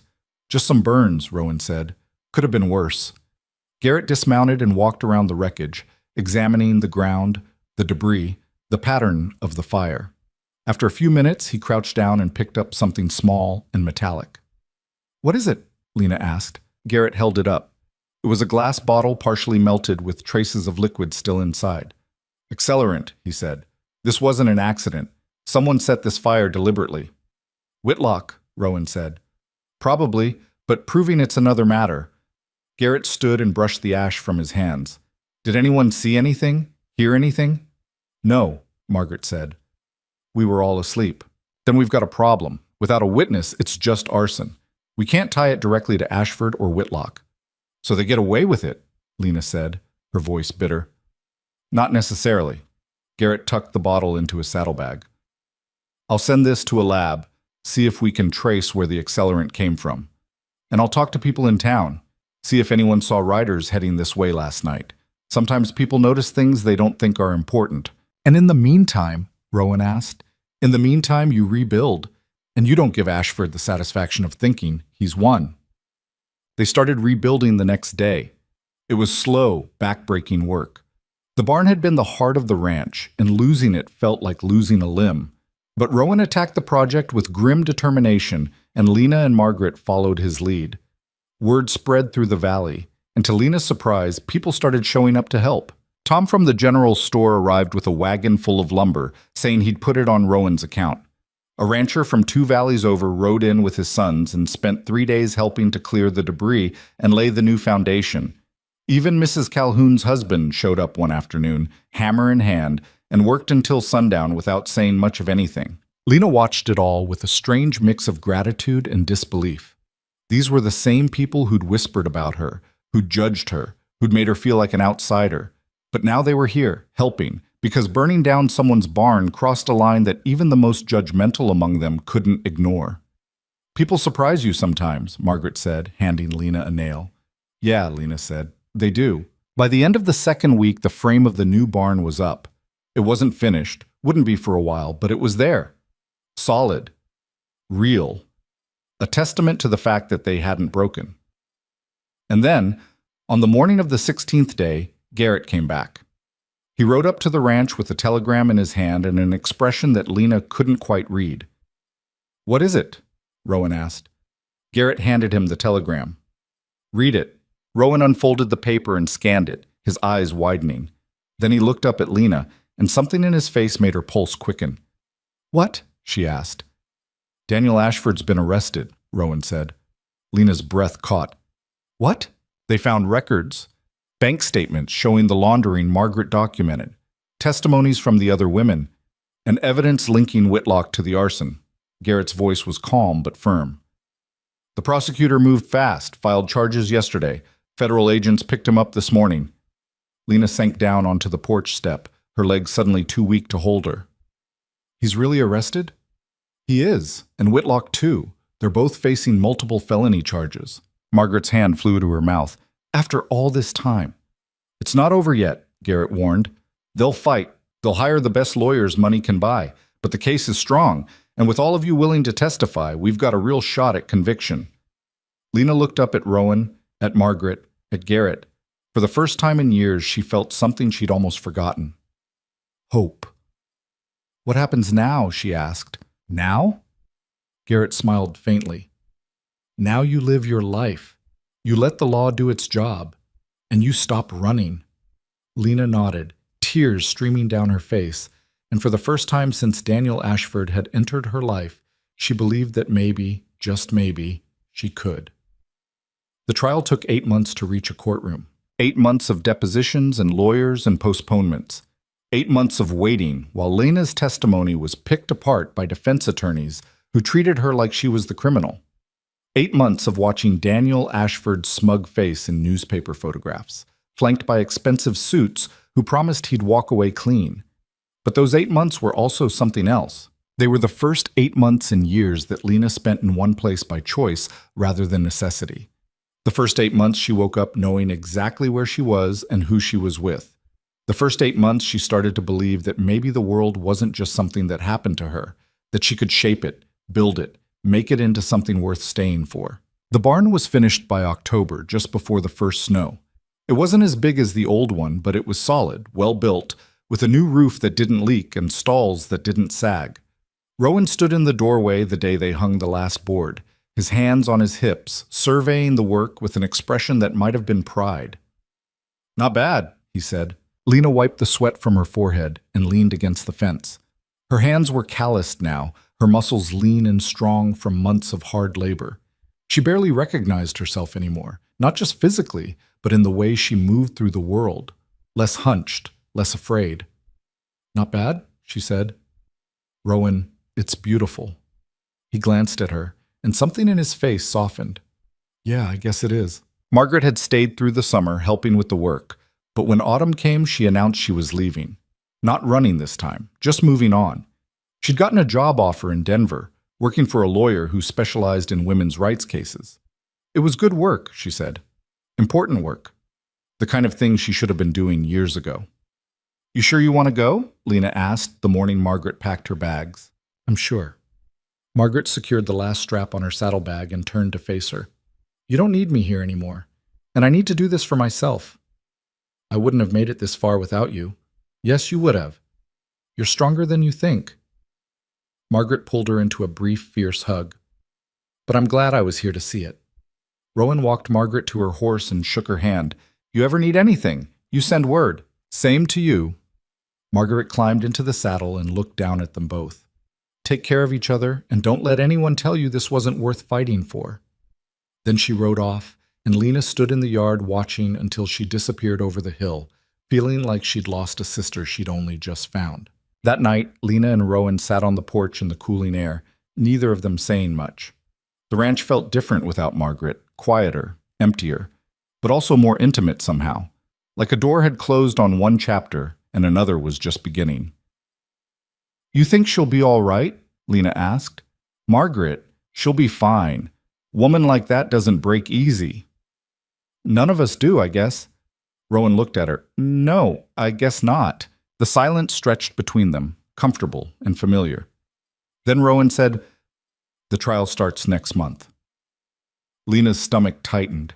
She'd been trying not to think about it, trying to focus on the work, the routine, the ordinary rhythms of life on the ranch. But the trial was always there, looming like a storm on the horizon. "I know," she said. "You ready?" "I don't think I'll ever be ready, but I'll do it anyway." Rowan nodded. "That's all anyone can ask." The courthouse in Denver was bigger and more imposing than Lena had imagined. Stone columns, marble floors, ceilings so high her voice echoed when she spoke. She sat in the hallway outside the courtroom with Rowan beside her, waiting for her name to be called, trying to keep her hands from shaking. Inside, she could hear the muffled voices of the lawyers, the occasional sharp crack of the judge's gavel. Daniel was in there. She hadn't seen him yet, but she knew he was there, sitting at the defense table with his attorneys, probably looking calm and confident, like this was all just a minor inconvenience. The thought made her sick. "You don't have to do this," Rowan said quietly. Lena looked at him. "Yes, I do. No one would blame you if you walked away. I'd blame me." She took a shaky breath. "I've spent years running from this. If I don't face it now, I'll never stop running." Rowan reached over and took her hand, squeezing gently. "Then I'll be right here when you're done." A clerk appeared in the doorway and called her name. Lena stood, her legs unsteady, and walked into the courtroom. It was packed. Rows of people she didn't know, all of them watching her, reporters scribbling in notebooks. Daniel's family sitting stiff-backed and disapproving in the front row. And there, at the defense table, was Daniel himself. He looked older, thinner. The confidence she remembered was still there, but it was brittle now, like glass stretched too thin. When he saw her, something flickered in his eyes. Surprise, maybe, or anger, but it was gone before she could name it. Lena took the witness stand and placed her hand on the Bible, swearing to tell the truth. Her voice was steadier than she expected. The prosecutor was a woman in her 50s, sharp-eyed and no nonsense. She walked Lena through her testimony with careful precision. How she'd met Daniel, what he'd promised, what he'd taken. Lena answered each question as honestly as she could, her voice growing stronger with every word. When it was the defense attorney's turn, he came at her like a predator, questioned her morals, her motives, her version of events, suggested she'd seduced Daniel, that she'd taken the money willingly, that she was lying now out of spite or greed. Lena felt the shame rising in her chest, hot and suffocating. But she didn't look away, didn't back down. She met the attorney's eyes and told him, clearly and calmly, that he was wrong. "I didn't seduce anyone," she said. "I trusted someone who lied to me. And when I found out the truth, I left. That's not a crime." "But taking his money is," the attorney shot back. "I took what I was owed, for the work I did, for the lies I believed." Lena's voice didn't waver. "If that's a crime, then charge me. But don't stand there and pretend he's the victim." The courtroom went silent. The attorney opened his mouth, then closed it again and turned away. When Lena stepped down from the stand, her legs were shaking so badly she almost fell. But she walked out of that courtroom with her head high, and when she saw Rowan waiting in the hallway, she nearly collapsed into his arms. "I did it," she whispered. "I know. I heard. I told the truth." "You did." Lena pulled back and looked at him. "Do you think it'll be enough?" Rowan didn't answer right away. Then he said, "I think you did everything you could. The rest is up to them." The verdict came 3 weeks later. Guilty on all counts, Daniel Ashford was sentenced to 12 years in federal prison for fraud, money laundering, and conspiracy. Victor Whitlock got 8. The judge called them both a danger to society and showed no mercy. Lena heard the news from Garrett, who rode out to the ranch to deliver it in person. She stood in the yard, the telegram in her hands, reading it over and over, unable to believe it was real. 12 years, she said. Could have been more, Garrett said, but the judge wanted to send a message. Men like Ashford don't get to ruin lives and walk away clean. Lena looked up at him, tears streaming down her face. It's really over?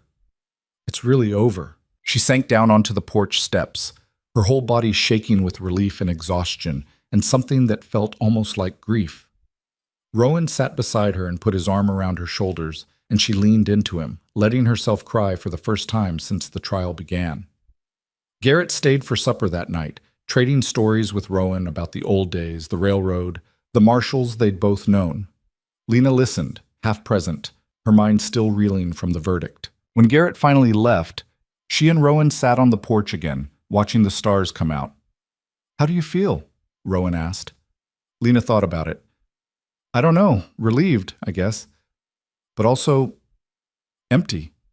Like I've been carrying this weight for so long, I don't know what to do without it. You'll figure it out. What if I don't? Rowan looked at her, his gray eyes steady in the lamplight. Then you'll figure that out too. You're good at surviving, Lena. Time to learn how to live. Bo? Winter came hard that year. The snow piled up in drifts against the barn, and the wind howled through the valley like something alive. Lena and Rowan spent most of their days inside, repairing tools, mending clothes, keeping the fire fed. It was quiet work, monotonous, but there was something comforting about it, something safe. One evening, as they sat by the fire, Rowan pulled out a small wooden box Lena had never seen before. He set it on the table between them and opened it carefully. Inside were photographs, old ones, faded and worn at the edges, a woman with dark hair and a serious smile, a little girl with bright eyes and scraped knees, a younger Rowan standing beside them both, his arm around the woman's shoulders. Your family, Lena said softly. Yeah. Rowan picked up the photograph of the little girl and studied it. Her name was Emma. She loved horses. Used to follow me around the ranch, asking a million questions about everything. She looks happy. She was. They both were. Before... Rowan trailed off, his thumb brushing over the photograph. I haven't looked at these in years, couldn't bring myself to. What changed? You did. He set the photograph back in the box and looked at her. You made me remember what it feels like to care about something again, to want to build instead of just endure. Lena's throat tightened. I didn't do anything. You did everything. Rowan closed the box and pushed it toward her. I want you to have this. Rowan, I can't. You can. I'm not giving you the past. I'm giving you permission to be part of the future. Lena stared at the box, at the trust it represented, and felt something shift inside her. She reached out and took it, her fingers brushing against his. Thank you, she whispered. They sat there in the firelight, not saying anything, just being. And for the first time in longer than she could remember, Lena felt like she was exactly where she was supposed to be. Spring came slowly, creeping in with muddy roads and early wildflowers. The ranch came alive again, birds nesting in the eaves, new foals born in the pasture, the garden sprouting green shoots that would become vegetables by summer. Lena worked from dawn to dusk, throwing herself into the rhythm of planting and tending and building. She was good at it now, better than good. The garden thrived under her care, and the fences she mended stayed mended. Rowan noticed, and one morning he handed her a piece of paper. What's this? She asked. Deed to the ranch. I added your name to it. Lena's breath caught. What? What? Because this is as much your place as it is mine. You've earned it. Rowan met her eyes. I'm not asking you to stay forever, but if you want to, the option's there. Lena looked down at the paper, at her name written in careful script beside Rowan's. Lena Hale, co-owner. It felt surreal, impossible, like someone else's life. But it wasn't someone else's life, it was hers. I don't know what to say, she said. Then don't say anything, just keep doing what you're doing. Lena folded the paper carefully and tucked it into her pocket. Then she looked at Rowan, really looked at him, and saw not just the man who'd given her a second chance, but the man who'd become her partner, her anchor, her home. Thank you, she said, for all of it. Rowan nodded. Thank you for staying. Partab. The town started treating her differently after that. Not like an outsider anymore, but like someone who belonged. Tom asked her opinion on which seeds to stock for the summer planting season. A rancher from the next valley over hired her to help repair his irrigation system. Mrs. Calhoun still didn't speak to her, but her husband tipped his hat when they passed on the street. Small things, but they added up. One afternoon, Lena was in town picking up supplies when a young woman approached her. She was maybe 20, with nervous eyes and a worn dress, and she stood at a distance like she was afraid of getting too close. "Are you Lena Hale?" the woman asked. Lena set down the sack of flour she'd been carrying. "I am. Can I help you?" The woman glanced around, then stepped closer, lowering her voice. "I heard what you did. About the trial. About Daniel Ashford." Lena's stomach tightened. "Yeah? I wanted to say thank you. For standing up to him. For not letting him win." The woman's eyes were shining. "My sister was involved with a man like that. He destroyed her, and no one did anything. No one believed her." "I'm sorry," Lena said quietly. "Don't be. You showed people it's possible, that women like us can fight back and win." The woman paused. "That matters more than you know." She turned and walked away before Lena could respond, disappearing into the crowd. Lena stood there, holding her sack of flour, feeling the weight of those words settle over her. That matters more than you know. Summer came in hot and bright, and the ranch flourished. The fields were green, the barn was full, the garden overflowing with more vegetables than Lena and Rowan could eat. They started selling the surplus in town, and people came to buy not just because the produce was good, but because they wanted to support what Lena and Rowan had built. One evening, as they sat on the porch watching the sunset, Rowan said, "You ever think about what comes next?" Lena looked at him. "What do you mean?" "I mean, we've spent so much time surviving, fighting, building, but what happens when there's nothing left to fight?" "I don't know. I haven't thought that far ahead." "Maybe you should." Lena frowned. "Are you asking me to leave?" "No, I'm asking you to stay, permanently. Not just because you don't have anywhere else to go, but because you want to." Rowan turned to face her fully. "I'm asking if you can see a future here, with me." Lena's heart stuttered. She'd thought about it, of course. Thought about what it would mean to truly commit to this place, to this man, to this life. But saying it out loud made it real in a way that terrified her. "I'm not good at this," she said. "At staying, at trusting, at believing things can last." "Neither am I. But I'm willing to try if you are." Lena looked out at the ranch, at the fields she'd planted, the barn she'd helped rebuild, the life she'd fought so hard to claim, and she realized that somewhere along the way, this had stopped being a place she was hiding and started being a place she belonged. "Yeah," she said. "I'm willing to try." Rowan's face broke into a rare, genuine smile. He reached over and took her hand, and they sat there together as the sun dipped below the horizon, painting the sky in shades of gold and red. The seasons turned. Autumn brought harvest, winter brought snow, spring brought new growth. The ranch became more than just a place to survive. It became a community. Neighbors stopped by to trade goods, to share news, to help with the big projects. Lena found herself at the center of it, not as an outsider looking in, but as someone people turned to, trusted, relied on. She and Rowan never married. It wasn't about papers or ceremonies or making it official in the eyes of the law. It was about the choice they made every day to stay, to build, to face whatever came next together. That was enough. One spring morning, 2 years after the trial, Lena woke to find a letter waiting for her on the kitchen table. It was from Margaret. She tore it open and read. Margaret had gotten married, to the lawyer she'd been working for in Denver. They were happy, she wrote, building a practice together, fighting cases for women who had nowhere else to turn. She'd thought about Lena often, she said. Wondered how she was doing. Hoped she'd found peace. At the bottom of the letter, Margaret had included a photograph. It showed her standing in front of a small office building, a sign above the door that read Collier and Associates, Legal Services for Women. She was smiling, not the careful, guarded smile Lena remembered, but a real one, open, unafraid.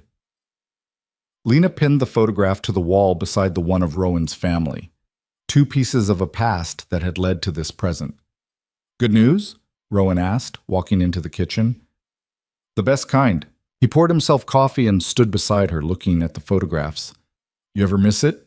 The city. The life you had before. No, Lena said, and she meant it. That wasn't really my life. It was just something I was passing through. And this? Lena looked around the kitchen, at the table where they ate their meals, the stove where they cooked, the windows that looked out onto the land they'd built together. This is real, she said. This is mine. Years passed. The ranch grew. New buildings went up. New fields were planted. Lena took on apprentices, young women from town who wanted to learn how to work the land, how to be self-sufficient, how to build something of their own. She taught them the way Rowan had taught her, with patience, with honesty, with the understanding that strength comes from failing and getting back up. Rowan aged gracefully, his hair going fully gray, his movements slower but still sure. They worked side by side, the way they always had, comfortable in the silence and the shared rhythm of their days. One evening, as they sat on the porch watching another sunset, Lena said, "Do you ever regret it, letting me stay?" Rowan looked at her like she'd asked the dumbest question in the world. Not even once. Even with everything that happened, the fire, the trial, all of it, especially because of all that. He reached over and took her hand. "You gave me a reason to care again. That's worth more than any barn or any peace of mind." Lena squeezed his hand, her throat tight with emotion. "I don't think I ever really thanked you for seeing something in me when I couldn't see it myself. You thanked me every day, by staying, by building this with me." Rowan looked out at the ranch, at the life they'd created. "That's all the thanks I ever needed."